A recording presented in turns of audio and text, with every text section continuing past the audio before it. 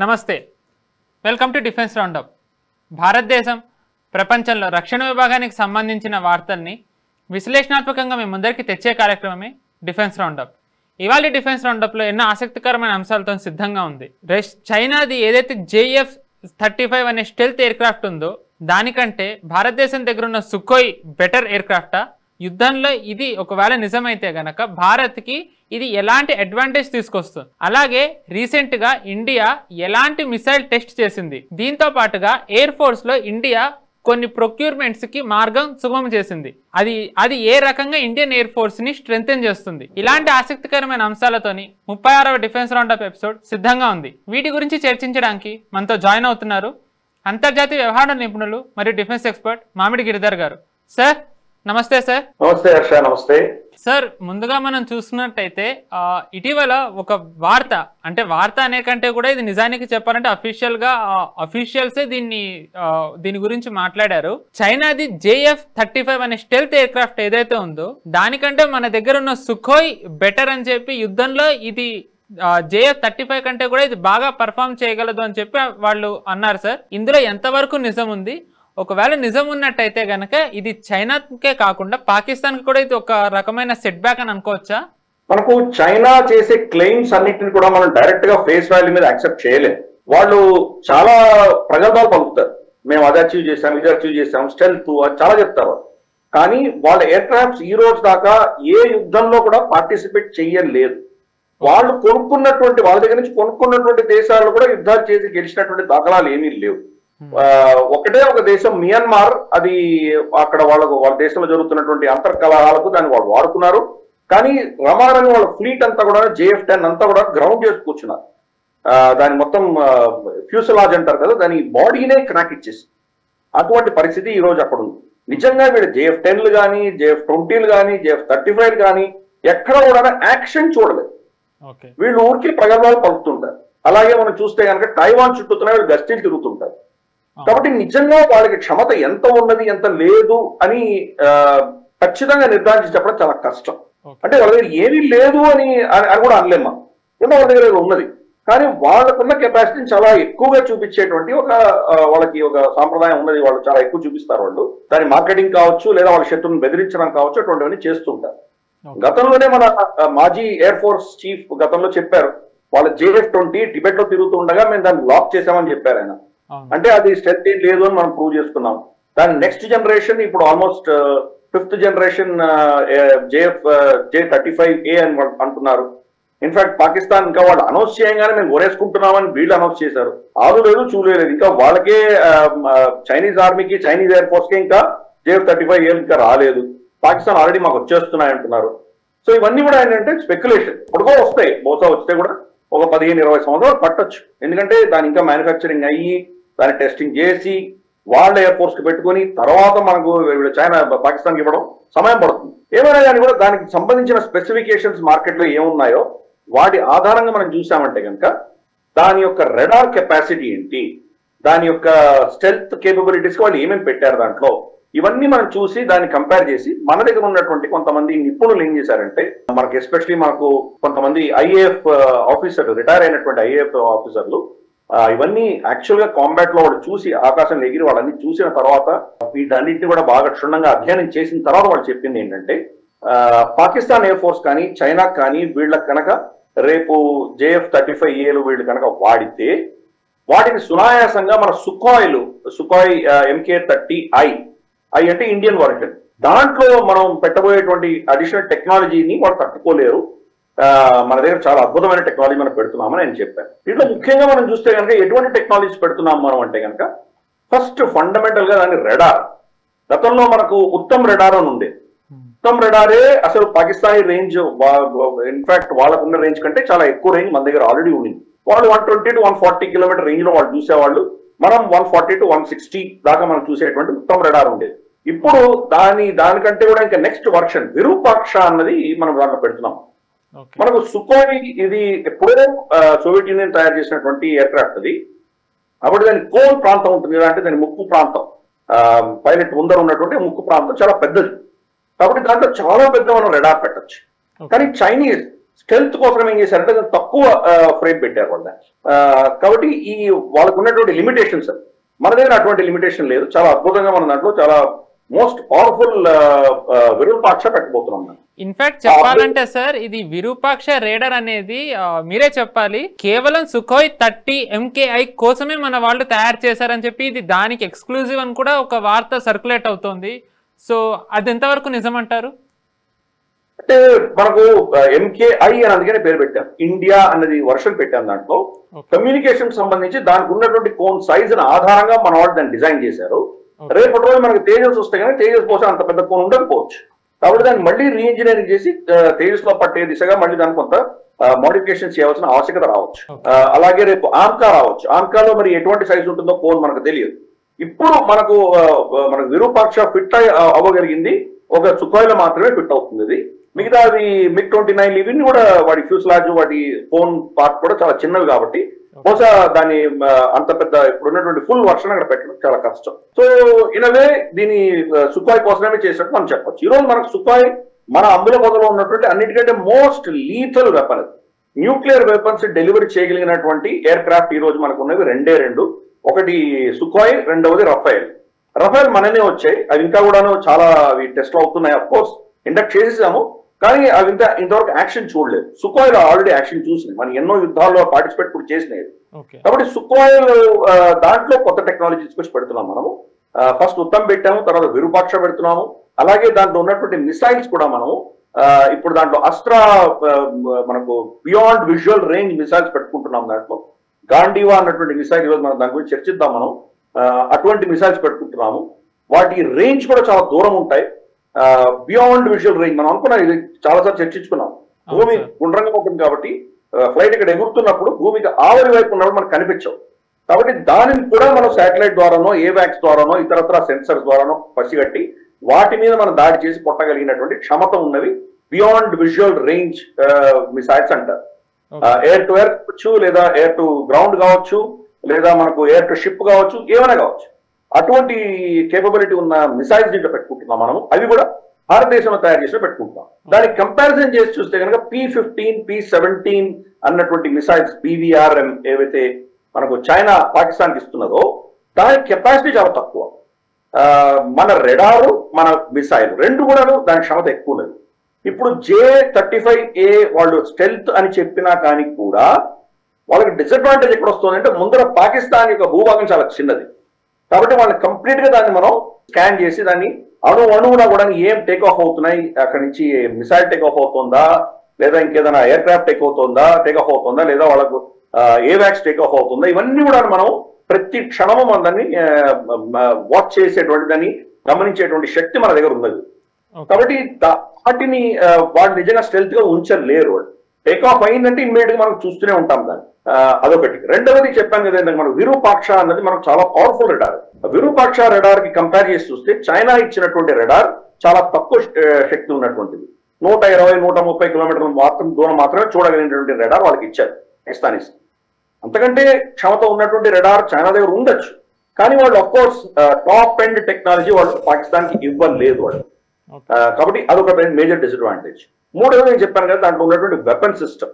సుఖాయ్లో మనం పెట్టబోతున్నటువంటి weapon system మన దేశంలో తయారైనటువంటి BVR మనది ఆల్మోస్ట్ 200-250 కిలోమీటర్ దాకా కొట్టగలిగినటువంటి ఇప్పుడు మన దగ్గర ఈ గాంధీవా అన్నటువంటివి ఇటువంటివి కొన్ని అడిషనల్ ఫీచర్స్ ఉన్నటువంటి మనం తీసుకొచ్చాం. అంతేకాదు టర్మినల్ ఫేజ్ లో క్రూజింగ్ కూడా చేయొచ్చు. ఇది ఇదివరకు ఏముంటుంది, షూట్ అండ్ ఫర్గెట్ అని ఉండేది. కానీ ఇది 4.5 మ్యాక్ స్పీడ్ లో, అంటే సూపర్ సోనిక్ స్పీడ్ లో వెళ్ళినప్పుడు కూడా ఆఖరి క్షణంలో దాన్ని లాక్ అవుతుంది కాబట్టి ఒకటి తప్పించుకొని వెళ్ళినా కానీ దాన్ని చేసి వెంటాడి కొట్టగలిగినటువంటి క్షమత మనకు మన అస్త్రాల్లో ఉండదు. కాబట్టి ఇటువంటి పరిస్థితులలో వాళ్ళు J-35A తీసుకున్నా కానీ కూడా దాని సమాధానం వాళ్ళ దగ్గర లేదు, మన సుఖాయిలకి సమాధానం లేదు అని మనకు ఎక్స్పర్ట్స్, ఎయిర్ ఫోర్స్ ఎక్స్పర్ట్స్ చెప్తున్నారు. కాబట్టి చైనా చైనా ఆఫ్ కోర్స్ వాళ్ళు ఏదో టెక్నాలజీ తయారు చేసి మేము అమ్మేసాం, చాలా అద్భుతమైన టెక్నాలజీ మాకు ఉంది అని చెప్పేసి ప్రగల్భాలు పలకడం మనం చూసాం. మనం అల్టిమేట్ గా వాళ్ళ టెక్నాలజీ అనేది ఏదో ఒక యుద్ధంలో వెస్ట్రన్ టెక్నాలజీ కావచ్చు, భారతీయ టెక్నాలజీ కావచ్చు, దీని ముందర వాళ్ళు నిలబడాలి, వాళ్ళు ప్రూవ్ చేసుకోవాలి. వాళ్ళ టెక్నాలజీ చాలా అద్భుతమైన టెక్నాలజీ అనేది వాళ్ళు నిజంగా ప్రూవ్ చేయాలి. ఊరికే చెప్పినంత మాత్రం సరిపోదు. ఇప్పటి వరకు మనకు వస్తున్నటువంటి ఇన్ఫర్మేషన్ అంతా కూడా మనం చూస్తే కనుక అఫ్ కోర్స్ చైనా దగ్గర చాలా అత్యాధునికమైనటువంటి వెపన్స్ వాళ్ళు తయారు చేస్తున్నారు, కానీ దాన్ని కౌంటర్ చేయగలిగినటువంటి కెపాసిటీస్ మనకు కూడా ఉన్నాయి. మన దగ్గర ఉన్నటువంటి ఏవాక్స్ కావచ్చు, మన దగ్గర ఉన్నటువంటి మన ఓన్ శాటిలైట్ నావిగేషన్ సిస్టమ్ కావచ్చు, మన దగ్గర ఉన్నటువంటి అస్త్రాలు కావచ్చు, దాని కమ్యూనికేషన్ రేడార్స్ ఉత్తమ్, తర్వాత విరూపాక్ష లాంటివి కావచ్చు, దాంట్లో ఎన్నో అప్గ్రేడేషన్స్ చేశాం. కమ్యూనికేషన్స్, తర్వాత దాని ఎలక్ట్రానిక్స్, ఇంటర్నల్ ఎలక్ట్రానిక్స్ కావచ్చు, ఇన్ని అప్గ్రేడేషన్స్ చేసిన తర్వాత ఇన్ఫాక్ట్ ఇది ఒరిజినల్ రష్యన్ సూకాయ్కి దీనికి అది ఏం సంబంధం లేదని చెప్పచ్చు. కంప్లీట్ గా మనం సపరేట్ గా దీన్ని తయారు చేసుకున్నాము. దీని ఫస్ట్ మనం కొన్నప్పుడు దీని కెపాసిటీ బహుశా 2.5 వర్షన్ ఉండిండొచ్చు, అది జనరేషన్ ఫైటర్ ఉండిండొచ్చు. ఇప్పుడు ఇవన్నీ యాడ్ చేసిన తర్వాత ఇది 4.5 వర్షన్ ఆటోమేటిక్ గా వెళ్ళిపోతుంది. అంటే రఫాల్ కి సరి సమానంగా ఉండదు. రఫాల్ దీనికంటే చిన్న ఎయిర్ క్రాఫ్ట్, సుఖాయ్ ఇంతకంటే పెద్ద ఎయిర్ క్రాఫ్ట్.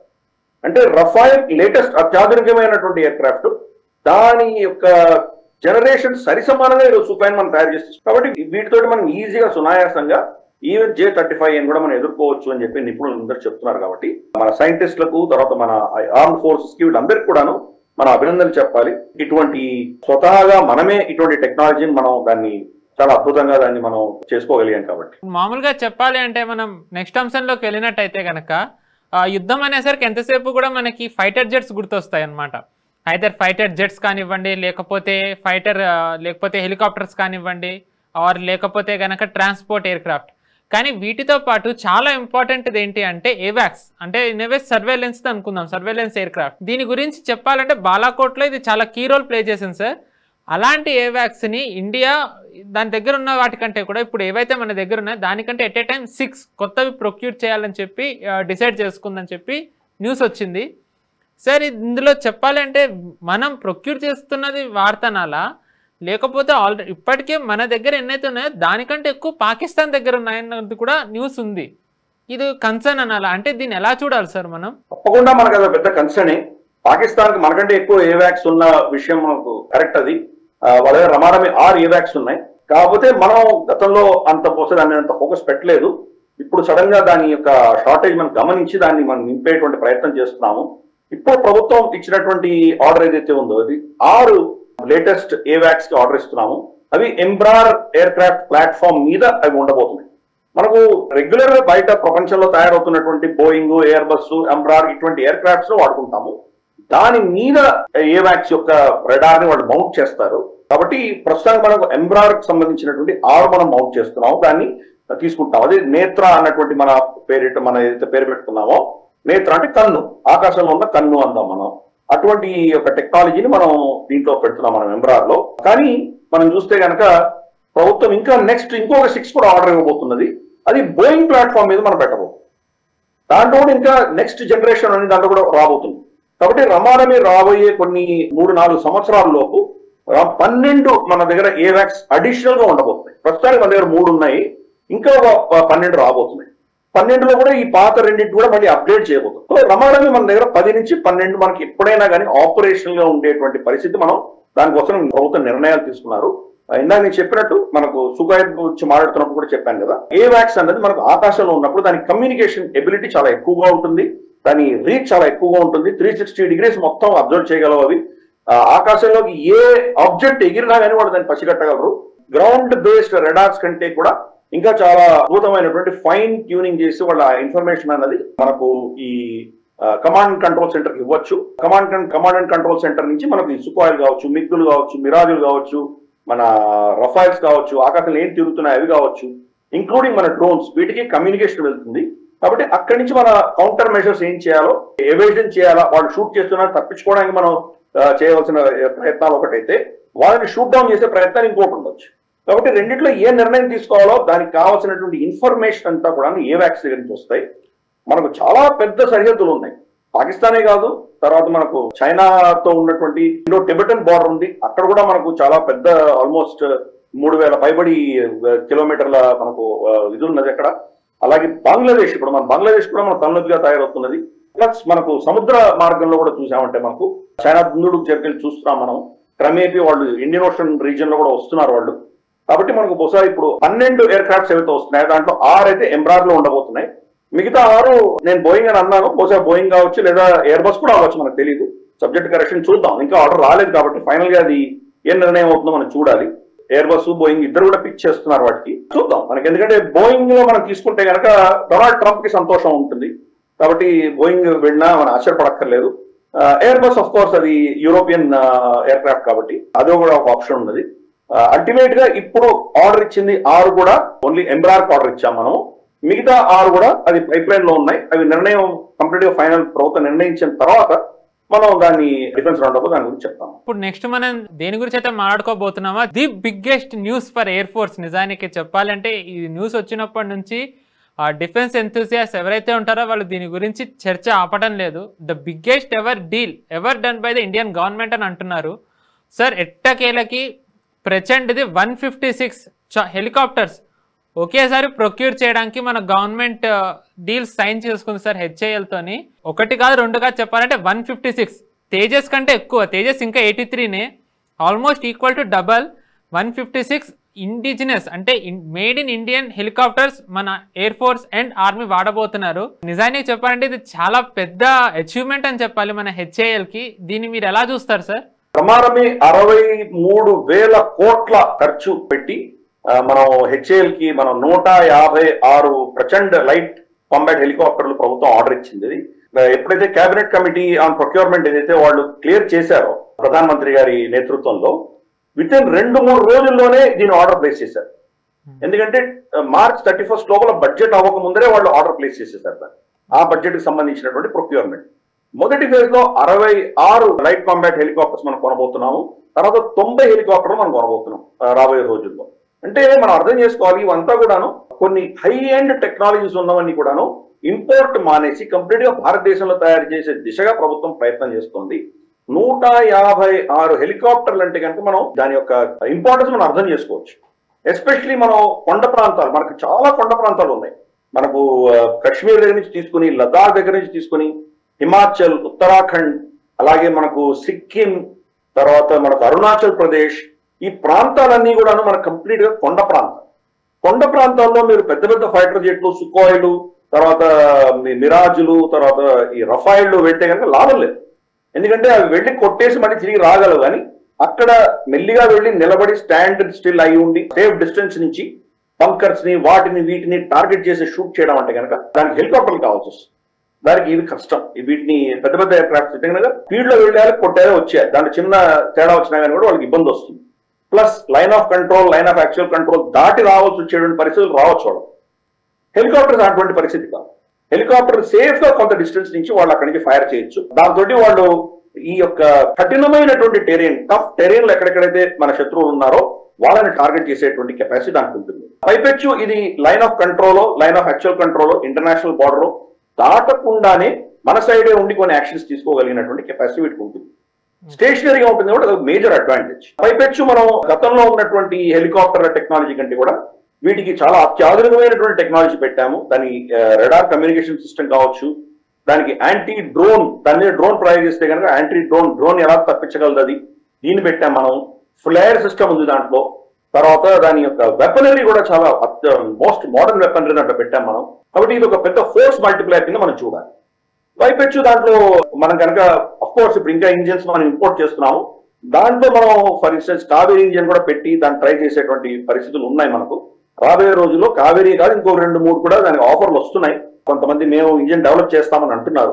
కాబట్టి ఇండిజినస్ ఇంజిన్ డెవలప్మెంట్ చేసినప్పుడు ఫస్ట్ హెలికాప్టర్ లో చాలా సునాయాసంగా వాళ్ళు ట్రై చేయొచ్చు, తర్వాత ఫైటర్ జెట్లకు వెళ్తాయి అవి. కాబట్టి రాబోయే రోజుల్లో ఈ ప్రచండ్ ఇన్ని ఆర్డర్లు ఇస్తున్నాం కాబట్టి క్రమేపీ దీంట్లో ఉన్నటువంటి ఇంపోర్టెడ్ కాంపోనెంట్స్ తగ్గించుకుంటూ వెళ్తాం. ప్రస్తుతానికి 65% పైబడి ఇండిజినస్ కాంపోనెంట్స్ ఉండబోతున్నాయి. మేబీ రాబోయే రోజుల్లో మిగతా 35% కూడా మనం దాన్ని లోకలైజ్ చేసి భారతదేశంలో తయారు చేసేటువంటి దిశగా మనం వెళ్ళబోతున్నాం. కాబట్టి ఇది ఒక పెద్ద ఆర్డర్. అది హెచ్ఏఎల్కి పెద్ద ఆర్డరే, అలాగే మన ఫోర్సెస్ కూడా చాలా పెద్ద ఆర్డర్. ఆర్మీకి కావచ్చు, ఎయిర్ ఫోర్స్ కావచ్చు, వీళ్ళిద్దరికి కూడాను వాళ్ళ ఫోర్స్ మల్టిప్లైయర్ అంటారు కదా, అది దానికి పనికి వస్తుంది. ఆర్మీకి వాళ్ళ ట్యాంకులు కానీ వాళ్ళ కాలమ్స్ కానీ ఆర్మర్డ్ కాలమ్స్ కానీ వెళ్తున్నప్పుడు వాళ్ళకి ఎయిర్ సపోర్ట్ ఇవ్వడానికి హెలికాప్టర్లు చాలా అవసరం ఉంటాయి. ఇప్పుడు శత్రువు దూరంగా ఉన్నాడంటే కనుక మిరాజులు, సుఖాయిలు వెళ్ళి దాన్ని కొట్టు రావచ్చు. కానీ కంటిన్యూస్ గా వీళ్ళు వెళ్తున్నప్పుడు వీళ్ళకి ఎయిర్ సపోర్ట్ ఇస్తూ వెళ్ళాలంటే కనుక హెలికాప్టర్లే అవసరం. కాబట్టి ఎన్నో విధాలుగా చూస్తే కానీ హెలికాప్టర్స్ మనకు చాలా అవసరం. అది ఎస్పెషల్లీ మనకి ఉన్నటువంటి హిమాలయన్ టెరెయిన్ లో చాలా అవసరం. అది రాజస్థాన్ డెజర్ట్ లో అంత దాని వల్ల అవసరం ఉండకపోవచ్చు, కానీ హిమాలయన్ టెరెయిన్ లో మాత్రం చాలా అవసరం అది. కాబట్టి ఇది చాలా పెద్ద నిర్ణయం ప్రభుత్వం తీసుకుంది. 156 మనం హెలికాప్టర్లు ఆర్డర్ ఇచ్చామంటే చిన్న విషయం కాదు. అది సిగ్నిఫికెంట్ మన కెపాసిటీ బిల్డింగ్ మీద చాలా ఫోకస్ పెడుతున్నారు ప్రభుత్వము, తర్వాత మన ఆర్మ్ ఫోర్సెస్. దాని దిశగా ఈ యొక్క ఆర్డర్ని మనం అందరూ కూడా నిజంగా రక్షించవలసిందే, అందరినీ అభినందించవచ్చు. నిజంగానే చెప్పాలంటే ప్రచండ్ విషయంలో ఒకటి ఆబ్వియస్లీ ఇంతకు ముందు కూడా దీని గురించి మీరు మాట్లాడారు, బట్ స్టిల్ ఇప్పుడు ఇంత పెద్ద సిగ్నిఫికెంట్ డీల్ అయింది కాబట్టి దీని గురించి ఒకసారి మీరు మాట్లాడితే బాగుంటుందని నా ఫీలింగ్ సార్. మామూలుగా చెప్పాలి అంటే సియాచిన్ గ్లేషియర్ హైయెస్ట్ పాయింట్ అని అంటారు. అంత హైయెస్ట్ పాయింట్ వరకు వెళ్ళగలిగిన ఒకే ఒక అటాక్ హెలికాప్టర్ ఇప్పుడు ఏదైతే ఉందో అది ప్రచండ్ సార్. ఇది అఫీషియల్గా అనౌన్స్ చేసేసారు. మేబీ దీనికి ఏదైతే వెపనరీ ఉందో అది తక్కువ అయి ఉండొచ్చు, అందుకే ఇది అంత హైట్ వరకు వెళ్తుండొచ్చు. బట్ నిజానికి ఇది కూడా చెప్పాలంటే మన టోపోగ్రఫీ కానివ్వండి, మన శత్రువులు ఆ సిచ్యువేషన్కి తగ్గట్టుగా వీళ్ళు ఆలోచించి డిజైన్ చేశారు అనుకోవచ్చా సార్?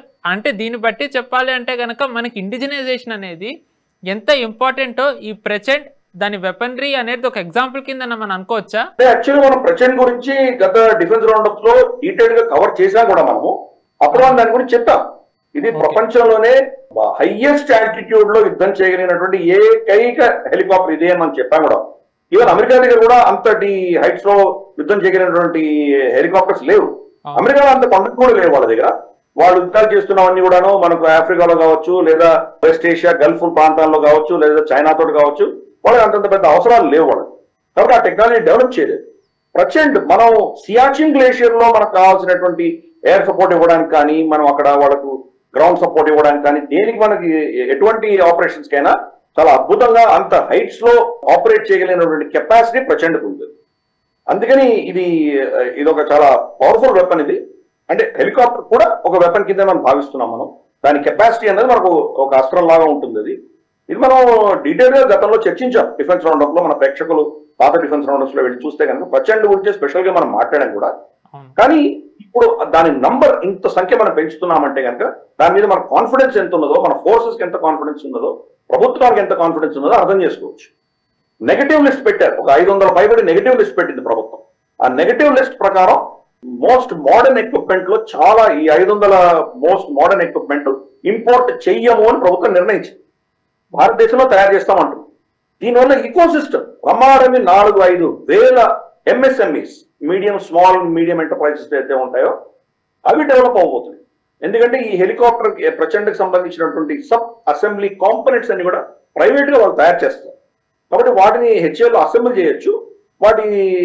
దానికి రెడార్లు కావచ్చు, దాని ఫ్యూసలాజ్ కావచ్చు, దాని యొక్క ప్రొపెల్లర్స్ కావచ్చు, దానికి కావాల్సినటువంటి ఫ్యూయల్ కావచ్చు, దానికి కావాల్సినటువంటి గ్రీజులు ఇటువంటివి ఏమైనా కావచ్చు, లేదా అక్కడ ఉన్నటువంటి సబ్ కాంపోనెంట్స్ ఏవైతే ఉంటాయో ఎలక్ట్రానిక్ గ్యాడ్జెట్స్, దాని డిస్ప్లే ప్యానెల్స్, తర్వాత కాక్పిట్ లో కూర్చుంటే వాళ్ళకు కావాల్సినటువంటి ఎక్విప్మెంట్ కావచ్చు, ఎజెక్షన్ సీట్లు కావచ్చు, ఎన్నో అంశాలన్నీ కూడా ప్రైవేట్ రంగంలో దిగబోతాయి.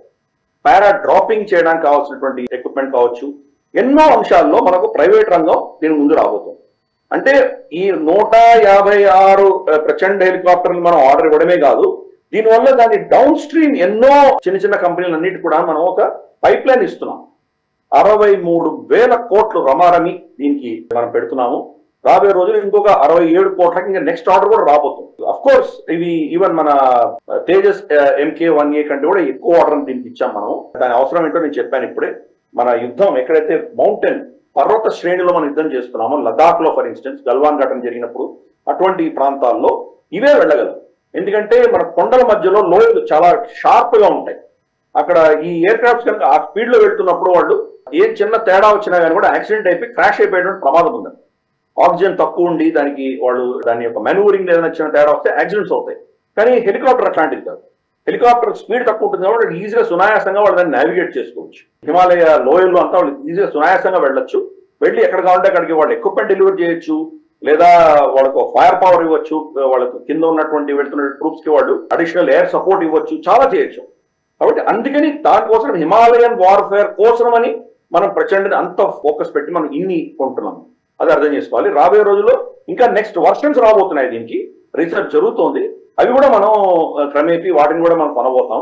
సో ఇది మళ్ళీ మార్కెట్ లో ఉండబోతుంది. ఆల్రెడీ ప్రచండ్ మార్కెట్ లో ఉన్నది. చాలా మంది దీన్ని కొనాలని ప్రయత్నాలు కూడా చేస్తున్నారు. మన ఫోర్సెస్, మన ఎయిర్ ఫోర్స్, మన ఆర్మీ ఇన్ని కొంటున్నాయంటే కనుక దాని మీద మన కాన్ఫిడెన్స్ ఎంత ఉందో చూసి మిగతా దేశాలు కొనడం మొదలు పెడతాయి. చూస్తే కనుక ఫ్రాన్స్, తర్వాత కొన్ని దేశాలన్నీ కూడా ఈవెన్ యూరోప్ లో స్పెయిన్, ఇటువంటి దేశాలు మన Pinaka multi barrel rocket launches కొనడానికి వాళ్ళు సుముఖంగా ఉన్నారు. వాళ్ళు కొనే ప్రయత్నాలు చేస్తున్నారు. వాళ్ళు ప్రచండ్ కూడా ఇప్పుడు ఇంటర్నేషనల్ మార్కెట్ లో మనం ఒక అస్త్రంగా మనం దాన్ని వాడబోతున్నాం. దాన్ని నిజంగా ఒక అద్భుతమైనటువంటి ఒక ప్రోడక్ట్ మన ప్రపంచానికి కూడా ఎక్స్పోర్ట్ మార్కెట్ లో కూడా మనం దించబోతున్నాం. మరో అంశంలోకి వెళ్ళినట్టయితే కనుక ఇటీవల డిఆర్డిఓ ఒక మిసైల్ టెస్ట్ చేసింది sir. Vertically launch short range surface to air missile. And చెప్పాలంటే దీనికి అన్ని పారామీటర్స్ ఏవైతే వీళ్ళు టెస్ట్కి పెట్టుకున్నారో అన్నిటినీ కూడా ఈ మిసైల్ వాటిని టార్గెట్స్ని రీచ్ అయిందని చెప్పి అంటున్నారు. ఇది ఏ రకంగా నిజానికి మనకి హెల్ప్ అవుతుంది సార్ ఈ మిసైల్? దాని పేరే very short range missile. Very short range missile అంటే కనుక 40 కిలోమీటర్లు 50 కిలోమీటర్ల దూరంలో కొట్టాలి. 100 కిలోమీటర్ కంటే ఎక్కువ అక్కర్లేదు. మన బార్డర్ ఏరియాస్ లో మనం పెట్టామంటే లో ఫ్లయింగ్ మిసైల్స్ వస్తుంటాయి. ఫర్ ఇన్స్టెన్స్ పాకిస్తాన్ నుంచి వాళ్ళు షూట్ చేశారంటే మన రడార్లకు చిక్కకుండా మన ఏవాక్స్ కూడా అంత సునాయాసంగా వాళ్ళకు దొరకకుండా తప్పించుకోవాలంటే భూమి హైట్ లో అవి వచ్చి కొట్టగలిగినటువంటి మిసైల్స్ కొన్ని దగ్గర పెడతారు. ఫర్ ఇన్స్టెన్స్ లాహోర్ నుంచి ఫైర్ చేస్తే మనకు అమృత్సర్ రావడానికి 2 నిమిషాల కంటే ఎక్కువ పట్టదు. నిమిషం కూడా పట్టకపోవచ్చు. వాటిని ఎలా మనం హ్యాండిల్ చేస్తాం? ఇజ్రాయెల్ అదే ప్రాబ్లం ఉంది. పక్కన ఉన్నటువంటి గాజా నుంచి ఫైర్ చేశారంటే ఫస్ట్ అష్కలాన్ దెబ్బతింటుంది. అష్కలాన్ మీద బాంబు వేసారంటే దాన్ని కౌంటర్ చేయడం చాలా కష్టం. ఐరన్ డోమ్ వాళ్ళు ఎందుకు పెట్టుకున్నారు? ఐరన్ డోమ్ లో కెపాసిటీ ఏంటంటే షార్టెస్ట్ రేంజ్ లో వచ్చినవి అటాక్ చేయొచ్చు, మీడియం టర్మ్ వి, లాంగ్ టర్మ్ వి, మూడింటిని కౌంటర్ చేయగలిగినటువంటి ఒక సిస్టమ్ వాళ్ళు పెట్టుకున్నారు. ఈ విషార్డ్ ఏదైతే మనం పెట్టుకుంటున్నామో ఇది very short range vertically launch. Pakistan especially Pakistan focused ఇది. అఫ్ కోర్స్ చైనీస్ ట్రూప్స్ కొంచెం దూరంగా ఉన్నాయి కాబట్టి మనకు ఇబ్బంది లేదు వాళ్ళతోటి. వాళ్ళు కూడా ఫార్వర్డ్ బేస్ నుంచి ఏమైనా షూట్ చేస్తే దాన్ని టేక్ ఓవర్ చేయడానికి కూడా మనకు అవసరమే. కానీ లార్జ్లీ ఇది పాకిస్తాన్ సెంట్రిక్ వెపన్ కింద మనం భావించాలి. మన రాజస్థాన్ డెజర్ట్స్ లో కావచ్చు, ఇక్కడంతా ఎక్కడైతే భూమి పల్లంగా ఉందో వాళ్ళు కింద నుంచి ఫైర్ చేశారంటే చాలా లో ఫ్లయింగ్ హైట్ లో వచ్చే జైసాల్మేర్ కొట్టచ్చు, జామ్నగర్ కొట్టచ్చు, ఇటువంటివి చేయొచ్చు. కాబట్టి వాటిని ఎదుర్కోవడానికి మన దగ్గర షార్ట్ రేంజ్ లో ఇమ్మీడియట్ రెస్పాన్స్ ఉన్నటువంటి అస్త్రాలు కావాలి. కాబట్టి దాని దృష్టి అది ఇచ్చేశారు. హై స్పీడ్ మూవింగ్ ఆబ్జెక్ట్ ని వీళ్ళు పిన్ పాయింట్ ప్రెసిషన్ తో కొట్టగలిగారు. కాబట్టి ఇంకా అఫ్ కోర్స్ డిప్లాయ్ అవ్వలేదు. టెస్ట్ సక్సెస్ఫుల్ అయింది. టెస్ట్ సక్సెస్ఫుల్ అయిన తర్వాత నెక్స్ట్ దీన్ని మళ్ళీ ఫీల్డ్ ట్రయల్స్, అఫ్ కోర్స్ ఒక ట్రయల్ అయింది, మళ్ళీ ఫీల్డ్ ట్రయల్స్ చేసి under different conditions -50 degrees Celsius ఎక్కడో సియాచిన్ లో ట్రై చేస్తారు, +50 degrees జైసాల్మేర్ దగ్గర ట్రై చేస్తారు, మనకు మేఘాలయ వర్షపాతం విపరీతంగా వర్షంలో ఇది ఎలా వెళ్ళగలదు దాన్ని ట్రై చేస్తారు. ఇట్లా డిఫరెంట్ పారామీటర్స్ దీన్ని టెస్ట్ చేసి ఫైనల్ గా దీన్ని ఇండక్షన్ కి వాళ్ళు పర్మిట్ చేస్తారు. కానీ ఇప్పటికైతే కాన్సెప్చువల్లీ ఇది సక్సెస్ అయింది. మనకు ఇంతవరకు మనం వేరే దేశాల నుంచి కొనుక్కుంటున్నటువంటి ఈ షార్ట్ రేంజ్ మిసైల్ మనకి ఏదైతే పోర్ట్ఫోలియో ఉందో దాని నుంచి భారతదేశంలో తయారు చేసేటువంటి అస్త్రం మనకు త్వరగా రాబోతున్నది. అందుకని ఈ టెస్ట్ సక్సెస్ అన్నది మనకు చాలా ఊరట కలిగిస్తుంది. ఎస్పెషల్లీ మనకు దుందుడుకు చర్యలు పాకిస్తాన్ నుంచి ఎవరైనా చేస్తే దాన్ని ఇమ్మీడియట్ గా రెస్పాండ్ చేసి దాన్ని అక్కడే ఆపగలిగినటువంటి క్షమత మనకు ఈ అస్త్రంతో వస్తుంది. నెక్స్ట్ అంశంలోకి వెళ్ళినట్టయితే గనక మీరు ఇందాకే చెప్పారు ప్రచండ్ మనం ఇంత భారీగా మనం డీల్ చేసుకున్నాము అంటే ఇది ఆబ్వియస్లీ ఎక్స్పోర్టర్స్ కూడా ఎవరైతే ఈ హెలికాప్టర్ మీద ఇంట్రెస్ట్ చూపిస్తున్నారో వాళ్ళకు కూడా ఈ తీసుకోవాలనే ధైర్యం వస్తుందని ఎవరికైతే ఇంట్రెస్ట్ ఉందో. ఎట్ ది సేమ్ టైం మీరు ఇందాకే అన్నారు పినాకా మిసైల్ని యూరోప్లో చాలా countries like France and Spain interest చూపిస్తున్నారని. ఇదే టైంలో ఒక న్యూస్ వచ్చింది సార్, మన డిఫెన్స్ ఎక్స్పోర్ట్స్ ఏవైతే ఉన్నాయో ఆల్ టైమ్ హై. ఇప్పటివరకు ఇంత హైట్లో ఇన్ని క్రోర్స్ నిజానికి ఇప్పటివరకు అమ్మనంతగా మనం అమ్మామని. మేబీ ఇప్పుడు అన్ని జరుగుతున్నవి చూస్తుంటే ఇది దానివల్లే అని అనుకోవచ్చా? నెంబర్ ఆఫ్ మన ప్రొక్యూర్మెంట్ అవ్వనివ్వండి, ఇండిజినస్ కంపెనీస్ నుంచి మ్యానుఫ్యాక్చరింగ్, టెస్ట్, వీటన్నిటి వల్లే ఇప్పుడు మనం ఇండిజినస్లీ మ్యానుఫ్యాక్చర్ చేసి ఎక్స్పోర్ట్ చేసే స్థాయికి వెళ్ళామని అనుకోవచ్చా సార్? తప్పకుండా. మనం గత 4 ఏళ్ళుగా చూస్తే కనుక క్రమేపీ ప్రతి సంవత్సరం కూడా మన డిఫెన్స్ ఎక్స్పోర్ట్స్ పెరుగుతూనే ఉన్నాయి. అఫ్ కోర్స్ మనం ఇంకా మేజర్ డిఫెన్స్ ఎక్స్పోర్టర్స్ కి వాళ్ళతో పోటీ చూస్తే మనం చాలా ఎక్కడో ఉన్నాము. కానీ ఆ ప్రయాణం మనది మొదలైంది, అది అర్థం చేసుకోవాలి. మనకు 3 ఏళ్ల క్రితం మనం చూస్తే కనుక 13-14 వేల కోట్లు మనం ఎక్స్పోర్ట్ చేసాం. అది అప్పటికి రికార్డ్. దాని తర్వాత 17, 15, 16, 16 వేల కోట్ల రేంజ్ లో మనం 2 ఏళ్ల క్రితం ఎక్స్పోర్ట్ చేసాం. గత సంవత్సరం రమారమి 20-21 వేల కోట్లు మనం ఎక్స్పోర్ట్ చేసాం. ఈ సంవత్సరం 23-24 వేల కోట్లు ఎక్స్పోర్ట్ చేసాం. అఫ్ కోర్స్ ఇమ్మీడియట్ గా ఇచ్చినటువంటి ఫిగర్స్ అన్ని కూడా ఏమంటే ప్రావిజనల్ ఫిగర్స్. అవి బహుశా ఒక 4 రోజుల లోపల మనకు ఫైనల్ ఫిగర్స్ వస్తాయి. ఫైనల్ ఫిగర్స్ వచ్చినప్పుడు మనకు బహుశా అది 24-25 వేల కోట్ల దాకా ఉండొచ్చు అని నేను అనుకుంటున్నాను. సో 24-25 వేల కోట్ల ఎక్స్పోర్ట్స్ మనం ఈ సంవత్సరం చేశామంటే మనకు టార్గెట్ రాబోయే 5 సంవత్సరాల్లో 75 వేల కోట్ల ఎక్స్పోర్ట్స్ సంవత్సరానికి ఉండాలి మనం టార్గెట్ పెడుతున్నాం. ఎస్పెషలీ మనకు తేజస్ లాంటివి మన కనుక మార్కెట్లో మనం అమ్మగలిగిన రోజు వస్తే అది 75 ఏంటి ఇంకా అంతకంటే 1,00,000 కోట్లు కూడా మనం అమ్మగలిగినటువంటి ఒక కెపాసిటీ మనకు వస్తుంది. ప్రస్తుతంగా కెపాసిటీ లేదు, అయినా మనం దీంట్లో ఉన్నాం. దీనికి ముఖ్య కారణం ఏంటంటే కనుక ఈ యొక్క రిపోర్ట్ మనకు లేటెస్ట్ గా వచ్చినటువంటి ఇన్ఫర్మేషన్ లో మనకి ఏం తెలుస్తుందంటే ప్రమాణమి 64% ఎక్స్పోర్ట్లు ఈ డిఫెన్స్ ఎక్స్పోర్ట్స్ ప్రైవేట్ రంగం నుంచి పెడుతున్నాయని తెలుసు. గతంలో మోనోపొలీ ఉండేది, ప్రభుత్వం మాత్రమే ప్రొడ్యూస్ చేసేది డిఫెన్స్ లో, ఇంకా ప్రైవేట్ రంగానికి ఏమి పరిమితి ఉండేది కాదు. చేస్తే కూస్తే ఏదైనా చిన్న చిన్న కాంపనెంట్స్ వాళ్ళు ఇస్తే ఇచ్చారు, కానీ మొత్తం పబ్లిక్ రంగ సంస్థలే చేసేవి ఇవన్నీ కూడాను. ఆర్డినెన్స్ ఫ్యాక్టరీ లాంటివి, తర్వాత డిఫెన్స్ పిఎస్యూస్ వాళ్ళు చేసుకునేవాళ్ళు, లేదా ఇంపోర్ట్ చేసుకునేవాళ్ళు. అటువంటి పరిస్థితి నుంచి ఈ రోజు మనం ఎకో సిస్టమ్ తయారు చేసుకున్నాం కాబట్టి డిఫెన్స్ రంగం అనేది ఎంత విస్తరిస్తుందో మనం చూస్తున్నాం. పినాకా ఫర్ ఇన్స్టెన్స్ మనం ఆర్మీనియాకి ఇచ్చింది కావచ్చు, ఇటువంటివన్నీ మనం ప్రభుత్వ రంగం నుంచి ప్రభుత్వం డైరెక్ట్ గా అమ్మిన ఎత్తు అయితే, రెండవది మనం బ్రహ్మోస్ ఫర్ ఇన్స్టెన్స్, బ్రహ్మోస్ అది ఒక జాయింట్ వెంచర్, భారతదేశం రష్యాకు ఉన్నటువంటి జాయింట్ వెంచర్, అది ఫిలిప్పైన్స్ అమ్మడము. అలాగే ఇతరత్ర మనకు టాటాస్ కానీ, టాటాస్ మనం చాలా డిఫెన్స్ రౌండర్స్ మనం చర్చించుకున్నాం, ఫ్యూసలాజ్ వాళ్ళు తయారు చేసి ఇస్తున్నారు చాలా వీళ్ళకందరికి కూడా ఎయిర్ క్రాఫ్ట్స్ కి. అలాగే మనకు ఇజ్రాయెల్ కంపెనీలు మనకు హైదరాబాద్ లో కూడా చాలా ఉన్నాయి, వాళ్ళు ఇక్కడ కాంపనెంట్స్ తయారు చేసుకుని ఇజ్రాయెల్కి ఎక్స్పోర్ట్ చేసుకుంటున్నారు. ఇలా మనకు ఈవెన్ రఫాయల్ కూడా ఇక్కడ జాయింట్ వెంచర్స్ పెట్టుకొని ఇక్కడ చేస్తున్నారు. ఇలా మనకు మల్టిపుల్ ప్రైవేట్ రంగ సంస్థలన్నీ కూడా దీంట్లో భాగస్వాములు అయ్యి వాళ్ళు కూడా ఎక్స్పోర్ట్ రంగంలో దిగారు. కాబట్టి ఈ రోజు మన డిఫెన్స్ రంగం అనేది పెరుగుతూనే ఉన్నది. ఇది ఒక పెద్ద మనకు పాజిటివ్ కింద తీసుకోవాలి, శుభసూచన కింద తీసుకోవాలి. రాబోయే రోజుల్లో ఇంకా మనం ఇటువంటి ఇంకా ఆఫరింగ్స్ పెరగబోతున్నాయి. మన దగ్గర ఎలక్ట్రానిక్స్ లో మనం చాలా అద్భుతమైనటువంటి కెపాసిటీ మనకు ఉన్నది. కమ్యూనికేషన్స్ వాటికి సంబంధించి మన దగ్గర చాలా మంచి నైపుణ్యం ఉన్నది. మనం చాలా ఈ కమ్యూనికేషన్ ఎక్విప్మెంట్, రెడార్లు ఇవన్నీ కూడా అద్భుతంగా మనం తయారు చేయగలము. సాఫ్ట్వేర్, వీటన్నిటి కూడా సాఫ్ట్వేర్ ప్రొవైడ్ చేయగలిగినటువంటి మనకు తెలుసు, మనం భారతదేశం ఒక సాఫ్ట్వేర్ పవర్ హౌస్ అని మనకు తెలిసిన విషయమే. కాబట్టి ఆ రంగంలో కూడా మనం దీంట్లో మనం చాలా పురోగతి చెందబోతున్నాం మనము. ఇంకోటి కీలకమైన ఏంటంటే మిసైల్ టెక్నాలజీ. మనకు భారతరత్న మనకు ఏపీజే అబ్దుల్ కలాం గారి యొక్క చలవ వల్ల, ఆయన చేసినటువంటి అప్పుడు పెట్టినటువంటి ఆ ఫౌండేషన్ వల్ల ఈరోజు మనం ఒక మిసైల్ పవర్ హౌస్ లో ఉన్నాం. షార్ట్ రేంజ్ మిసైల్ దగ్గర నుంచి తీసుకొని ఇంటర్ కాంటినెంటల్ బలాస్టిక్ మిసైల్స్ దాకా, క్రూజ్ మిసైల్స్ దగ్గర నుంచి తీసుకొని బలాస్టిక్ మిసైల్స్ దాకా మల్టిపుల్ మిసైల్స్ లో మనం చాలా మంచి నైపుణ్యం సంపాదించుకుంది. కాబట్టి ఇవన్నీ కూడా మనం రేపు ఎక్స్పోర్ట్ మార్కెట్ లో దించితే కనుక మనం ఎక్కడ ఉంటామో అర్థం చేసుకోవచ్చు. తేజస్ అన్నది అఫ్ కోర్స్ ఇంకా ఇప్పుడే ఫస్ట్ ఇంజిన్ వచ్చింది, అది రాబోయే 2-3 సంవత్సరాల్లో అది కూడా దాని కంప్లీట్ కంట్రోల్ తీసుకొని మాస్టరీ వస్తే కనుక 5-6 ఏళ్లలో అది కూడా మనకి ఎక్స్పోర్ట్ మార్కెట్ లో ధీటుగా చాలా ఎస్టాబ్లిష్డ్ కంపెనీలకు ధీటుగా నిలబడగలిగినటువంటి అవకాశాలు ఉన్నాయి. అలాగే మనం ఈవెన్ మన షిప్లు కూడా మనం చూస్తే కనుక ఇండిజినస్ ఎయిర్ క్రాఫ్ట్ క్యారియర్ కూడా మనమే తయారు చేసుకోగలుగుతాం. ఇప్పుడు రేపటి రోజు ఏదైనా కనుక వేరే దేశం ఒక ఎయిర్ క్రాఫ్ట్ క్యారియర్ తయారు చేసి ఇవ్వు అని మన మీద ఆర్డర్ వస్తే కనుక అది కూడా మనం తయారు చేయగలిగిన కెపాసిటీ మనకు ఉన్నది. 5-6 సంవత్సరాల్లో అది కూడా తయారు చేసి ఇవ్వచ్చు. మనం కెపాసిటీ బిల్డింగ్ మన దగ్గర ఇప్పుడు జరుగుతున్నది. ఈ కెపాసిటీ ఒక స్థాయికి వచ్చిన తర్వాత ఇంకా దాన్ని ఆటోమేటిక్ గా మనం ఎక్స్పోర్ట్స్ కూడా డబుల్ ట్రిపుల్ అయ్యేటువంటి అవకాశాలు ఉన్నాయి. స్టడీ గ్రోత్ అనేది మనం తప్పకుండా చూస్తున్నాము. దాంట్లో కూడా ప్రైవేట్ రంగ సంస్థలు, ప్రైవేట్ డిఫెన్స్ ఇండస్ట్రీస్ కూడా వాటి యొక్క భాగస్వామ్యం కూడా ఇందులో గణనీయంగా ఉంది. మనకు అఫ్ కోర్స్ అశోక్ లేలాండ్ వాళ్ళు లాంటి వాళ్ళు ఎన్నో సంవత్సరాలుగా వాళ్ళు మేజర్ ట్రక్స్ అన్ని కూడాను ప్రపంచవ్యాప్తంగా సప్లై చేసేవాళ్ళు. ఇప్పుడు స్పెషలైజ్డ్ ఆర్మర్డ్ ట్రక్స్ కూడా టాటాసు, అశోక్ లేలాండ్, మహీంద్రాసు వీళ్ళందరూ కూడా సప్లై చేస్తున్నారు. ఎల్ఎన్టీ చాలా పవర్ఫుల్ డిఫెన్స్ రంగంలో ఉన్నటువంటి ఒక పవర్ఫుల్ ఫోర్స్ గా తయారైంది. కాబట్టి మనకు ఒక విధమైనటువంటి ఎకో సిస్టమ్ డెవలప్ అయింది. దాని యొక్క నంబర్స్ ఈ రోజు మెల్లిమెల్లిగా చూస్తున్నాము. రాబోయే రోజులు ఇది ఇంకా మల్టిపుల్ అయ్యేటువంటి సూచనలు తప్పకుండా ఉన్నాయి.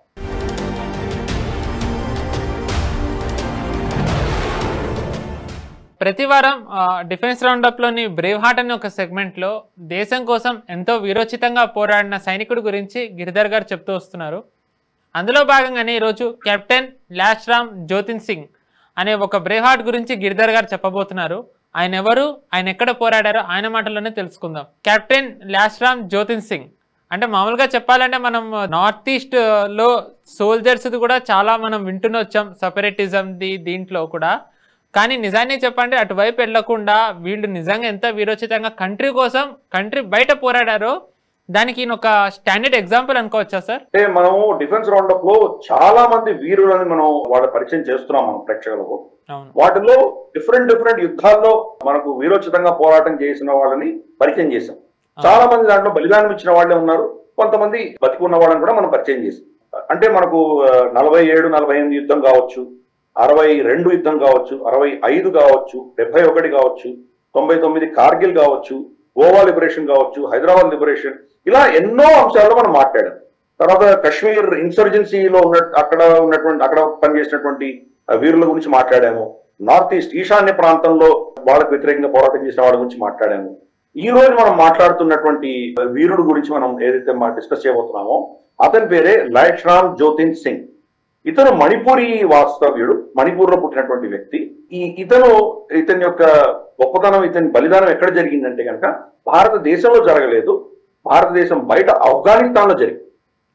ఇది ఆఫ్ఘనిస్తాన్ లో మనకు తెలుసు అక్కడ టెర్రరిజం ఎట్లా ఉందో. పాకిస్తాన్ ప్రేరేపిత ఉగ్రవాదం అప్పుడు చాలా ఉన్నత స్థాయిలో ఉండేది. అది తాలిబాను ఇటువంటి ఎన్నో తన్జీంలు అక్కడ పంపించి భారతదేశాన్ని ఎట్టి పరిస్థితిలో ఆఫ్ఘనిస్తాన్ నుంచి తరిమేయాలి అని చెప్పేసి పాకిస్తాన్ చాలా ప్రయత్నం చేసింది. మన మీద ఎన్నో టెర్రరిస్ట్ యాక్ట్స్ చేశారు వాళ్ళు. ఆర్మీని కావచ్చు, అలాగే మనకు ఎయిర్ ఫోర్స్ అక్కడ ఉన్నటువంటి వాళ్ళు కావచ్చు, మన ఎంబసీ స్టాఫ్ కావచ్చు, అలాగే అక్కడ పనిచేస్తున్నటువంటి భారతీయులు కావచ్చు, ఆఫ్ఘనిస్తాన్ లో పనిచేస్తున్నటువంటి ప్రైవేట్ మనకు అక్కడ కాంట్రాక్టర్స్ వాళ్ళని టార్గెట్ చేయడం కావచ్చు, చాలా చేశారు. కొంతమంది కిడ్నాప్ చేశారు. మనం కూడా హైదరాబాద్ వాస్తవ్యుడు ఒకరిని కిడ్నాప్ చేసి చంపారు అక్కడ. కాబట్టి ఇటువంటివి చాలా ఘటనలు జరిగినాయి. ఈయన కెప్టెన్ లైట్రామ్ జ్యోతిన్ సింగ్, ఆయన 72 మణిపూర్ లో జన్మించారు. ఈయన 2003లో ఆయన ఆర్మీలో మెడికల్ కోర్ లో చేరారు. అంటే మెడికల్ కోర్ అంటే డైరెక్ట్ కాంబాట్ కాదు, మెడికల్ కోర్ లో ఆయన చేరారు. మెడికల్ కోర్ కూడా ఇతనికి ఈక్వల్ గానే పరిగణిస్తారు, కానీ ఆయన మెడికల్ కోర్ లో ఉండేవారు. షార్ట్ సర్వీస్ కమిషన్ చేరారు. షార్ట్ సర్వీస్ కమిషన్ అంటే ఏదో 5 ఏళ్ళలో 7 ఏళ్ళలో ఉంటారు, తర్వాత వెళ్ళిపోతారు. కానీ ఆయన కొంతకాలం అయిన తర్వాత ఆయన పర్మనెంట్ చేశారు. పర్మనెంట్ చేసి ఆయనకు పర్మనెంట్ కమిషన్ ఇచ్చారు. ఆయనకు మేజర్ చేశారు. ఆయన కెప్టెన్ గా ఉండేవారు, కెప్టెన్ నుంచి మేజర్ అయ్యారు. మేజర్ అయిన తర్వాత ఆయన మనకు కాబుల్ ఎంబసీ పోస్ట్, మన భారతీయ ఎంబసీ ఎక్కడ కాబుల్లో ఉన్నదో దాన్ని పోస్ట్ చేశారు. అక్కడ మెడికల్ కోర్ లో ఆయన పెట్టారు. అక్కడ ఉండగా 26 ఫిబ్రవరి 2010 రోజున అక్కడ ఒక సూసైడ్ అటాక్ బెల్ట్, మనం ఏమంటారంటే బాంబులు పెట్టుకొని బెల్ట్ ఒకతను అక్కడ ఉన్నటువంటి లివింగ్ క్వార్టర్స్ లో దూరాడు. వీళ్ళందరూ ఉన్నటువంటి ఎంబసీ కాంపౌండ్ చాలా పెద్దది, ఆఫీస్ వేరే దగ్గర ఉంటుంది, మన రెసిడెన్షియల్ క్వార్టర్స్ ఉంటాయి. ఆ రెసిడెన్షియల్ క్వార్టర్స్ లో వీళ్ళందరూ ఉన్నటువంటి క్వార్టర్స్ దగ్గరగా సూసైడ్ బాంబర్ వచ్చేసరికి కొలీగ్స్ అందరి ఎక్కడ వాళ్ళు టార్గెట్ అవుతారో అని చెప్పేసి ఈయన అస్త్రాలు లేకుండా సూసైడ్ బాంబర్ దగ్గరికి వెళ్ళి డెటనేట్ చేయమని అతని మీద ఏమంటే ఒక విధమైనటువంటి ఫోర్స్ చేసేసరికి, అతనితోటి కాంబాక్ట్ చేసేసరికి అతను డెటనేట్ చేశాడు. దాంతో సూసైడ్ బాంబరు తర్వాత లైట్రామ్ గారు వీళ్ళిద్దరు కూడా చనిపోయారు. మిగతా 10 మందిని కాపాడగలిగారు, డ్యామేజెస్ ని మినిమైజ్ చేయగలిగారు. తను ఒక డైరెక్ట్ కాంబాట్ లో లేనటువంటి వ్యక్తి, ఒక మెడికల్ కోర్ లో ఉన్నటువంటి వ్యక్తి, కానీ తన తోటి సైనికులను, ఎంబసీని కాపాడాలి అనే దృష్ట్యా తన రక్షణకు ఎటువంటి, తన శరీరము, తన బతుకుని గురించి ఎటువంటి లక్ష్యం చేయకుండా తను డైరెక్ట్ గా వెళ్లి అతనితోటి పోరాటం చేసి డెటనేట్ చేసి దానికి ఆయన ఆహుతైపోవడం అనేది చాలా విరుచితమైనటువంటి కార్యక్రమం. కాబట్టి చర్య కోసం ఆయన చేసినటువంటి బలిదానం దృష్ట్యా ఆయనకు అశోక్ చక్ర అవార్డు ఇచ్చింది ప్రభుత్వం, భారత ప్రభుత్వం. అశోక్ చక్ర మనకు తెలుసు పీస్ టైంలో హైయెస్ట్ మిలిటరీ గ్యాలంటరీ అవార్డు. అంటే యుద్ధాలు లేని సమయంలో వీరోచితంగా పోరాటం చేసిన వాళ్ళకి హైయెస్ట్ అవార్డు ఏదైతే ప్రభుత్వం ఇస్తుందో అది అశోక్ చక్ర. ఈయనకు అశోక్ చక్ర బిరుదు, ఆ గ్యాలంటరీ అవార్డు ఇవ్వడం జరిగింది. అది అటువంటి వ్యక్తులు వాళ్ళ వ్యక్తిగతమైనటువంటి స్వార్థం చూసుకోకుండా, వాళ్ళ వ్యక్తిగతమైనటువంటి ప్రాణాలని కూడా వాళ్ళు లెక్క చేయకుండా వాళ్ళ తోటి సైనికులని, తోటి ఆఫీసర్లను వాళ్ళని కాపాడే దిశగా వీళ్ళు బలిదానం ఇవ్వడం అనేది చాలా అద్భుతమైనటువంటి ఒక పరంపర మన సైన్యంలో ఉన్నది. అటువంటి పరంపర దృష్ట్యానే ఈయన చాలా అద్భుతమైనటువంటి ధైర్య సాహసాలు చూపించి బలిదానం ఇచ్చారు ఆయన. కాబట్టి ఆయన ఆత్మకు శాంతి కలగాలని, ఆయన ఆత్మ ఉత్తమ గతులకు వెళ్ళాలని మనం కోరుతూ భగవంతుని ప్రార్థన చేస్తూ అతని యొక్క స్మృతిని, అతను చేసిన బలిదానాన్ని స్మరించుకుని మన ప్రేక్షకులకు వారిని పరిచయం చేసేటువంటి చిన్న మనకు ఈ ప్లాట్ఫామ్ ద్వారా మనం అది చేస్తున్నందుకు మనం గర్వంగా భావించాలి.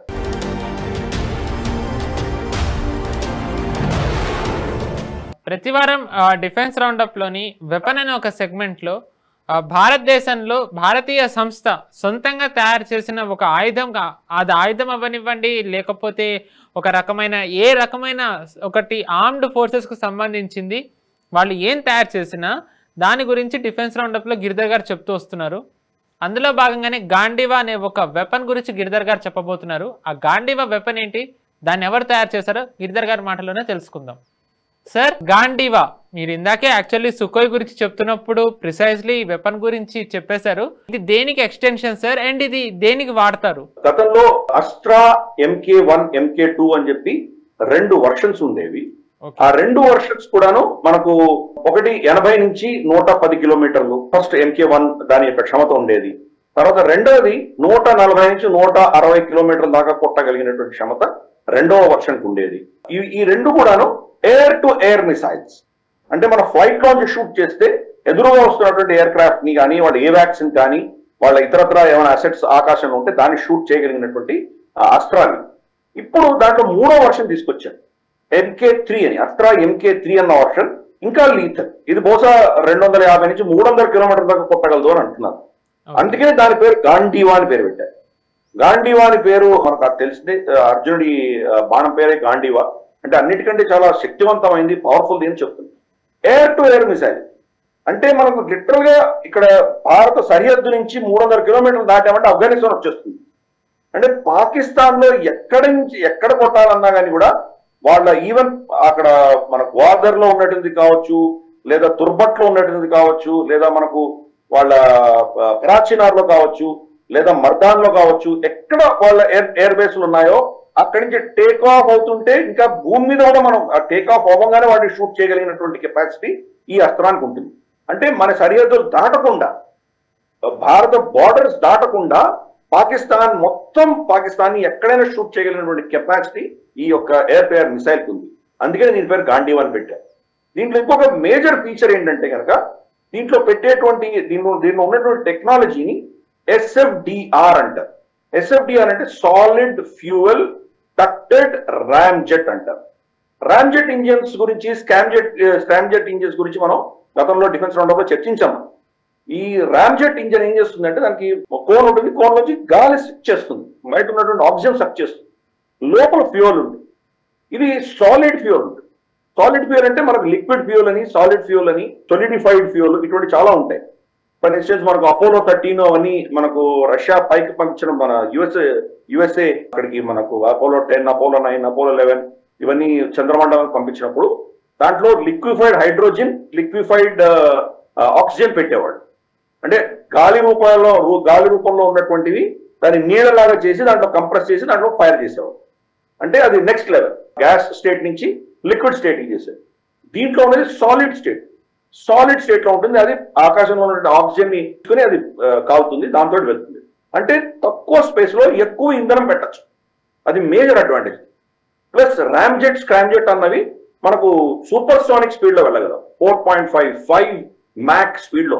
మ్యాక్ అంటే స్పీడ్ ఆఫ్ సౌండ్, ధ్వని శబ్దానికి 5 రెట్ల స్పీడ్ లో, 4.5-5 రెట్ల స్పీడ్ లో వెళ్ళగలిగినటువంటి కెపాసిటీ వీటికి ఉంటుంది. అది మనం చూస్తే కనుక 250-300 కిలోమీటర్ దూరంలో కొట్టగలిగినట్టుగా దాని కెపాసిటీ అర్థం చేస్తాం. చైనా దగ్గర ఉన్నటువంటివి మనం జనరల్ గా ఇంపోర్ట్ చేసుకున్నటువంటి దీని యొక్క కౌంటర్, ఇటువంటి అస్త్రాలే ప్రపంచంలో ఉన్న వాటిని మనం చూసామంటే దానికి దీనికి ఉన్న మేజర్ తేడా ఏంటంటే అవి ఒకసారి ఫైర్ చేస్తే ఒకటే స్పీడ్ లో వెళ్ళి కొడతాయి. ఇది అలా కాదు. దీన్ని కావాలంటే స్లో చేసుకోవచ్చు, దీన్ని కావాలంటే స్పీడ్ పెంచవచ్చు. అటువంటి కెపాసిటీ ఉన్నటువంటి అస్త్రం ఇది గాంధీవా. అంటే మనకు ఒక పర్టికులర్ స్టేజ్ వెళ్ళిన తర్వాత కొంత క్రూజింగ్ అవుతుంది. క్రూజింగ్ అయిన తర్వాత మళ్ళీ దాన్ని స్పీడ్ పికప్ చేయగలిగినటువంటి కెపాసిటీ దీంట్లో ఉంది. ఎంత ప్రెసిషన్ ఉండాలి. చిన్న తేడా దానికి సర్ఫేస్ లో ఇక్కడ చిన్న ఒక రేణు అడ్డం వచ్చినా కానీ కూడా అది డైవర్ట్ అయిపోయేటువంటి పరిస్థితి ఉంది. అంత ప్రెసిషన్ ఇంజనీరింగ్ దీంట్లో ఉంటుంది అది. అందుకని దీని పేరు గాంధీవా అని పేరు పెట్టారు. అఫ్ కోర్స్ దీని రేంజ్ పెంచుకుంటారు, బట్ బేసిక్ టెక్నాలజీ చాలా, ఒకటి సాలిడ్ ఫ్యూయల్, రెండవది ర్యామ్ జెట్ ఇంజన్, మూడవది ఇది సూపర్ సానిక్ స్పీడ్ లో వెళ్తుంది. కాబట్టి ఇన్ని ఫీచర్స్ ఉన్నటువంటిది ఒక అద్భుతమైనటువంటి అస్త్రం మన అమ్ముల పొదలోకి వచ్చింది. అది ఈ టెక్నాలజీ కొనుక్కోవాలంటే చాలా కాస్ట్లీ టెక్నాలజీ, మనం అమెరికా నుంచి ఒకరి నుంచి కొనుక్కునే పరిస్థితి. అటువంటిది ఇండిజినస్ గా మనమే తయారు చేసుకున్నాం కాబట్టి మనకు ఇది ఒక ఆత్మనిర్భరత అనేది బాగా గణనీయంగా పెంచింది. రెండవది మనం అఫ్ కోర్స్ దీన్ని ఎక్స్పోర్ట్ మార్కెట్ లో కూడా మేబీ రాబోయే రోజుల్లో దీన్ని తీసుకొస్తాం. మనం ఒక డిఫెన్స్ ఫోర్స్ గా ఎదుగుతున్నటువంటి భారతదేశానికి ఒక అద్భుతమైనటువంటి అస్త్రం మన అమ్ముల పొదలో వచ్చింది. కాబట్టి వీళ్ళందరినీ కూడా మనం అభినందిద్దాం. మామూలుగా డిఫెన్స్ రౌండ్ అప్ లో కంపెనీ అని ఒక సెగ్మెంట్ లో ఇండియన్స్ ఎవరైతే ఒక డిఫెన్స్ ఇండస్ట్రీ స్టార్ట్ చేశారో దాని గురించి గిరిధర్ గారు చెప్తూ వచ్చారు. ఇందులో ఎక్కువగా చెప్పాలంటే ఇప్పటివరకు ఒక స్టార్టప్ కంపెనీస్ కానివ్వండి, ప్రైవేట్ కంపెనీస్, వీటి గురించి ఎక్కువగా చర్చ జరుగుతూ వచ్చింది గిరిధర్ గారు మాట్లాడడంలో. కానీ ఇవి ఎంతైతే ముఖ్యమో నిజానికి గవర్నమెంట్ పిఎస్యూస్ ఇవి కూడా నిజానికి అంతే కీ రోల్ పోషిస్తున్నాయి. ఇన్ఫ్యాక్ట్ చెప్పాలి అంటే కనుక 2014 తర్వాత వీటిని కూడా చాలా స్ట్రెంథెన్ చేస్తూ వచ్చారు. అందులో భాగంగానే ఆప్టెల్ ఇండియా లిమిటెడ్ అనే ఒక పిఎస్యూ గురించి గిరిధర్ గారు చెప్పబోతున్నారు. అది దాని ప్రత్యేకత ఏంటి, అండ్ ఇంతకు ముందు ఉన్న ఆప్టెల్ ఇండియా లిమిటెడ్కి ఇప్పుడున్న ఆప్టెల్ ఇండియా లిమిటెడ్కి అంటే బిఫోర్ 14 ఆఫ్టర్ 14 ఈ కంపెనీలో ఎలాంటి చేంజెస్ వచ్చాయో గిరిధర్ గారి మాటలోనే తెలుసుకుందాం. సార్, ఇందాక ఇంట్రోలో చెప్పినట్టుగా నిజానికి చెప్పాలంటే కనుక మామూలుగా మన ఇందాకే మీరు కూడా చెప్పారు ఎక్స్పోర్ట్స్ న్యూస్ మాట్లాడుతున్నప్పుడు కేవలం పిఎస్యూస్ గవర్నమెంట్ కంపెనీస్ మాత్రమే ఎక్కువగా మన డిఫెన్స్ ప్రొక్యూర్మెంట్లో కానివ్వండి మ్యానుఫ్యాక్చరింగ్లో ఉండేవి. కానీ ప్రైవేట్ ప్లేయర్స్ని తీసుకొచ్చినా కానీ చాలా మటుకు ప్రభుత్వ రంగ సంస్థలు ఏవైతే ఉన్నాయో వాటిని కూడా నిజానికి ఇంకా స్ట్రెంథెన్ చేస్తూ వెళ్తున్నారు, ఒక రకమైన కాంపిటీషన్ తెస్తూ. దాంతో వాళ్ళు కూడా బాగా పర్ఫామ్ చేస్తున్నారు. అందులో ఆప్టెల్ ఇండియా లిమిటెడ్ ఎలాంటి పర్ఫార్మెన్స్ ఇస్తాం సార్? ఆర్డినెన్స్ ఫ్యాక్టరీ లిమిటెడ్ అని మనకు గతంలో ఉండేది. వాటిలో మిలిటరీకి సంబంధించిన అన్ని కూడా దాంట్లో తయారయ్యాయి, ఒక ఆర్డినెన్స్ ఫ్యాక్టరీలో తయారయ్యాయి. వాళ్ళ ఫ్యాక్టరీస్ వాళ్ళ ప్లాంట్స్ దేశవ్యాప్తంగా ఉన్నా కానీ కూడా ఒక ఆర్డినెన్స్ ఫ్యాక్టరీ బోర్డు అధీనంలో ఇవన్నీ ఉండేవి. మోదీ ప్రభుత్వం వచ్చిన తర్వాత దాన్ని 7 ముక్కలు చేశారు. వాళ్ళు దాన్ని 7 ముక్కల్లో డిఫరెంట్ అంశాలకు ఫోకస్ పెట్టి కంపెనీలను సపరేట్ కంపెనీలుగా వీటిని మార్చారు. అవన్నీ కూడా ఆర్డినెన్స్ ఫ్యాక్టరీ బోర్డుని డిజాల్వ్ చేసి ఈ 7 ఫ్యాక్టరీలుగా దాన్ని స్ప్లిట్ చేశారు, 7 కంపెనీలు స్ప్లిట్ చేశారు. దాంట్లో ఆప్టో ఎలక్ట్రానిక్స్ ఫ్యాక్టరీ అన్నది డెహ్రాడూన్ బేస్డ్ ఒకటి ఉన్నది. దాన్ని ఈ ఆర్డినెన్స్ ఫ్యాక్టరీ బోర్డు నుంచి కట్ చేసి దీనికి సపరేట్ గా ఒక కంపెనీ పెట్టారు. వీళ్ళు ఏం చేసేవాళ్ళంటే రష్యన్ సోవియట్ యూనియన్ కొలాబరేషన్ తోటి, రష్యన్ కొలాబరేషన్ తోటి వీళ్ళు మనకు T-90, T-72 ట్యాంక్స్ ఏవైతే ఉన్నాయో వాటికి ఆప్టికల్ ఎక్విప్మెంట్ ఇచ్చేవారు.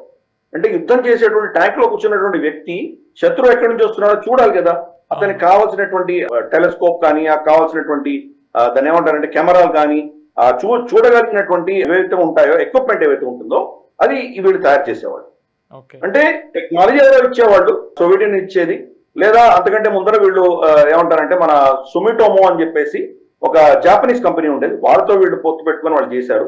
ఈ రెండూ కాకుండా ఇప్పుడు వాళ్ళే రీసెర్చ్ డెవలప్మెంట్ చేసి అక్కడి నుంచి ఉన్న టెక్నాలజీని అబ్జర్వ్ చేసుకుని ఈ ఆర్డినెన్స్ ఫ్యాక్టరీ బోర్డు నుంచి బయటకు వచ్చిన తర్వాత వీళ్ళే రీసెర్చ్ చేసి ఇంకా చాలా ప్రోడక్ట్స్ ముందుకు తీసుకొచ్చేటువంటి ప్రయత్నం వీళ్ళు చేస్తున్నారు.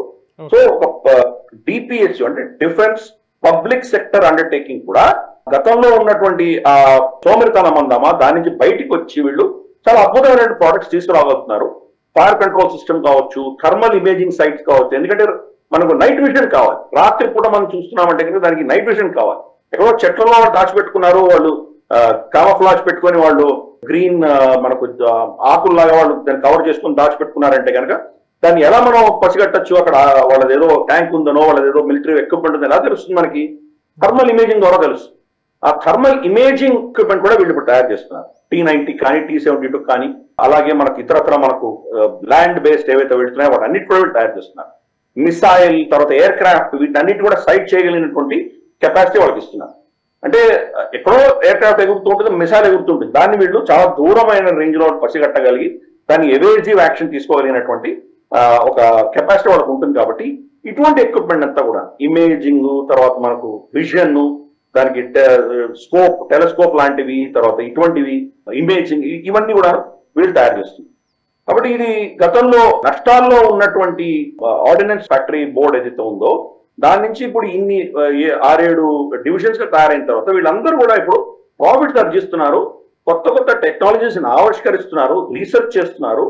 గతంలో ఉన్నటువంటి ఒక బ్యూరోక్రాటిక్ ప్రభుత్వ రంగంలో ఎలా ఉంటుందో ఆ ఛాందసాన్ని లేకుండా వీళ్ళు అద్భుతమైనటువంటి ప్రోడక్ట్స్ మన సైన్యానికి ఇవ్వడం అనేది మనం చూస్తున్నాం.